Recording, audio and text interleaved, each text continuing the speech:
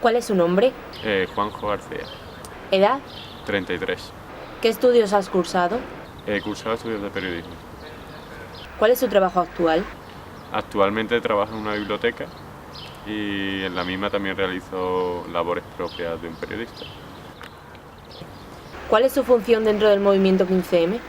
Pues yo trabajo junto a un grupo de personas en lo que es el equipo de comunicación. Nuestra función es dar visibilidad a lo que es la lucha por la vivienda, informar sobre desahucios, tratar con prensa y intentar trasladar a la sociedad por todos los medios a nuestro alcance, digamos lo que son nuestras propuestas y nuestras ideas.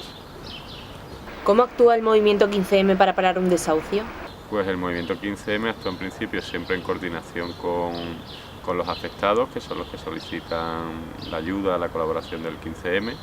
Y entonces a partir de ahí hay distintas estrategias. Hay una estrategia a través de la cual se intenta negociar con la propiedad del inmueble o con el banco y si esto no se consigue, pues por acciones de resistencia pasiva se intenta evitar el desahucio, que son las típicas imágenes que se han visto en la televisión, a partir de la cual un grupo de personas pues en una sentada o de alguna otra manera intentan evitar que la policía desaloje a una familia de su hogar.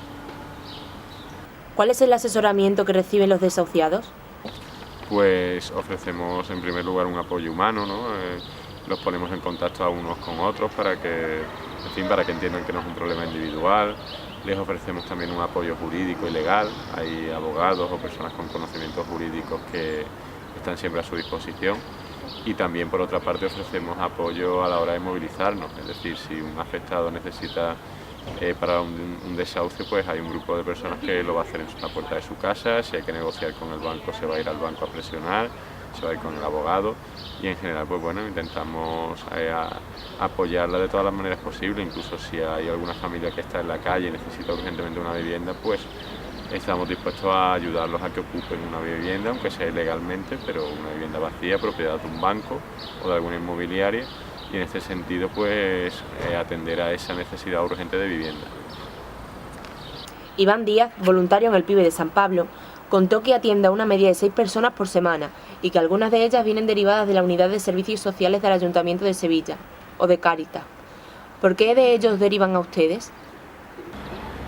Bueno, básicamente porque en los servicios sociales o en las ONG que practican la caridad y la beneficencia no se puede dar respuesta al problema que hay, porque ahora mismo hay un problema que afecta a decenas de miles de personas. En los últimos 3 años se han desahuciado 10.000 personas en la provincia de Sevilla, entonces los servicios sociales están desbordados y llega un momento en el que los asistentes sociales, las personas que es a quien acuden en muchos casos los afectados, pues no le pueden ofrecer soluciones y los derivan a un movimiento como el 15M, que realiza una lucha social distinta y que sobre todo está dispuesto a realizar acciones distintas como son las ocupaciones de casas vacías propiedad de los bancos. Entonces por eso los derivan al 15M. ¿Acudís a todos los desahucios que se producen en Sevilla? No, solo acudimos a aquellos desahucios de los que tenemos conocimiento a través de los propios afectados y en los cuales los afectados nos piden nuestro apoyo.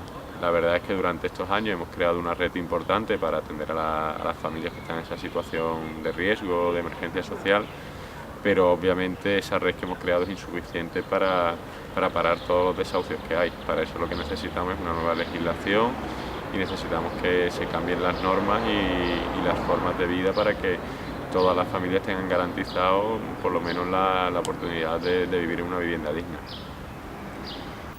¿Qué función tienen los 13 puntos de información de vivienda y encuentro?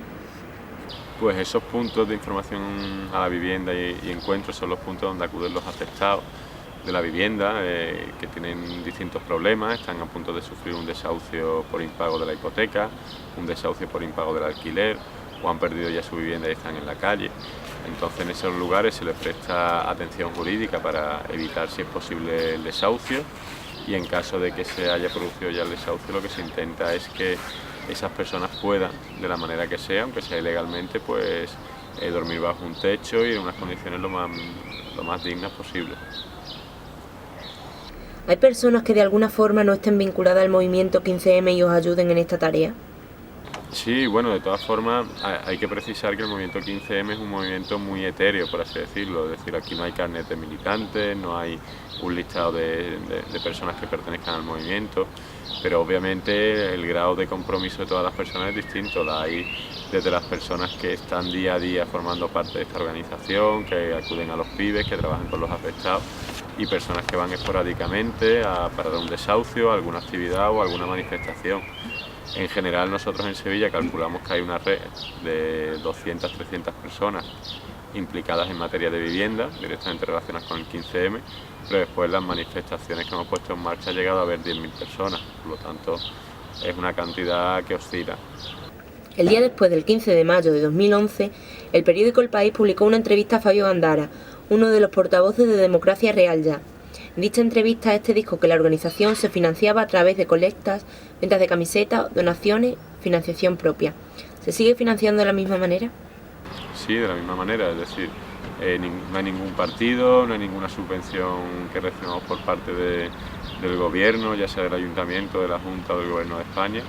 Es un movimiento que funciona financiándose autónomamente. De todas formas, yo creo que es importante señalar que más allá del dinero que se saca mediante colectas, mediante rifas, mediante venta de camisetas, aparte de ese dinero, lo importante es el trabajo que muchas personas invierten día a día y que hacen posible al fin y al cabo que esta lucha por la vivienda y por los derechos sociales siga en marcha y que cada día pues aglutine más personas. Hablando de las corralas, ¿cuál es el perfil de las personas que viven en estos edificios? Pues en general cualquier persona, es decir, estamos hablando de un perfil muy variado, ¿no? Hay un elemento central que es el paro, es decir, normalmente son personas que se encuentran en una situación de desempleo, eso es lo que les ha llevado a no poder pagar la hipoteca, por lo tanto sufrir un desahucio, o a no poder pagar el alquiler, sufrir también un desahucio, o son incluso personas jóvenes que con 30 35 años se ven obligados a vivir con sus padres porque o bien no tienen trabajo o bien tienen un trabajo por 200, 300, 400 euros que no le permite independizarse.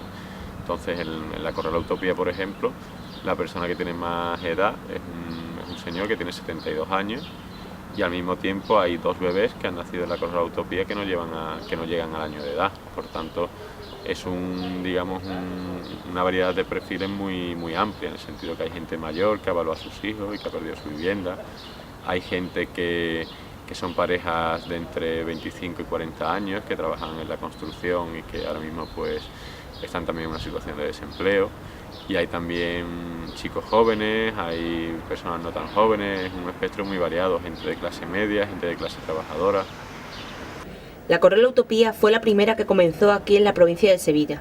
¿Cómo se creó? Pues bueno, básicamente yo creo que el mérito de la Corral Utopía recae sobre esas familias que deciden que no se van a conformar, que no se van a quedar sin vivienda cuando hay vivienda vacía en su propio barrio, y es en ese momento cuando ese grupo de familias afectadas, apoyadas por el 15M, deciden que obviamente no va a ser así, que no se van a quedar en la calle cuando hay casas vacías que pertenecen a los bancos.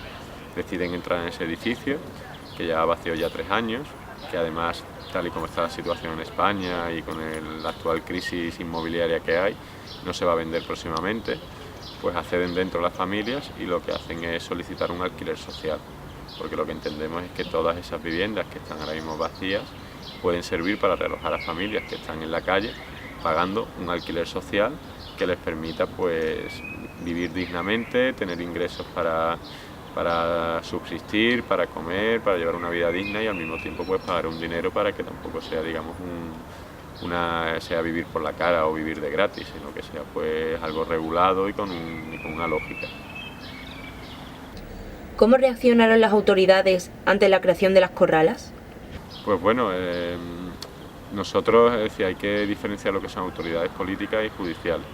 Las autoridades políticas normalmente han estado en contra de las corralas en el sentido de que han cortado los suministros de luz y agua, tal y como ocurre en la Corral Utopía. Esta es una decisión que, por ejemplo, el Ayuntamiento de Sevilla, con el alcalde Juan Ignacio Zoido, ha tomado en todas las corralas que hay en Sevilla ciudad. Sin embargo, en la provincia nos encuentras con otros alcaldes que incluso siendo del Partido Popular, pues sí han accedido a trabajar para dar luz y agua, suministros a estas familias. Después, por otro lado, lo que son las autoridades judiciales, pues también hay jueces que parecen tener una mínima comprensión y otros que parecen no tener ninguna. Pero el problema de fondo es que hay unas leyes que, digamos, protegen los derechos de la banca y de las grandes inmobiliarias, pero no protegen los derechos de las personas. Entonces, la clave de todo este asunto es modificar esas leyes que son injustas para garantizar que la vivienda sea un derecho universal. ¿Cuántas corralas se encuentran actualmente en Sevilla? Pues en toda la provincia de Sevilla hay 10 corralas, 5 están en lo que es la capital, en Sevilla ciudad, y hay otras 5 que están ubicadas en el resto de la provincia. Ha habido en total 12, solo que ha habido 2 que han sido ya desalojadas. Después tenemos 4 corralas más que hay en Málaga y tenemos una más que hay en Madrid. Y ya lo que es en Madrid, sobre todo en la zona de Cataluña, hay numerosos edificios ocupados, también por la plataforma afectados por la hipoteca, que son similares a las corralas, y podemos estar hablando en total de en torno a unos 25 edificios ocupados en todo el Estado español, que más o menos responden al mismo perfil, familias que han sido desahuciadas por la crisis y que optan por esa alternativa como un método de lucha para conseguir un alquiler social. ¿Es cierto que la corrala La Ilusión desaparecerá en 1 o 2 semanas? Pues hay ahora mismo una orden judicial instando a los vecinos del inmueble a que abandonen el edificio el próximo día 2 de mayo y a partir de ahí es posible que haya un desalojo. Entonces a nosotros nos parece una situación triste por cuanto no nos parece comprensible que el propietario prefiera tener ese edificio vacío cuando tiene innumerables deudas con las administraciones públicas, en lugar de llegar a un acuerdo a través de un alquiler social con los vecinos y vecinas que quieren vivir en ese edificio pagando un dinero por ese lugar. ¿Quién es el dueño? ¿Una institución financiera? Pues en este caso es una institución financiera, es concretamente Inmobiliaria Costa del Sol. Es decir, la persona que está al frente de esta sociedad está al frente de por lo menos otras 10 sociedades más inmobiliarias y en general lo que tiene es un montón de negocios fallidos, donde hay un montón de dinero metido por parte de bancos y en el fondo esos edificios que todavía figuran a nombre de empresas privadas, en la práctica están en manos de los bancos que han financiado su construcción y que ahora mismo pues tienen un grave problema de solvencia económica. ¿Qué harán las familias de la corrala La Ilusión cuando sean desahuciadas? Pues bueno, algunas de esas familias puede que opten por volver con sus familias o por buscar algún sitio con algunos familiares, pero la mayoría esencialmente lo que va a hacer es seguir ocupando.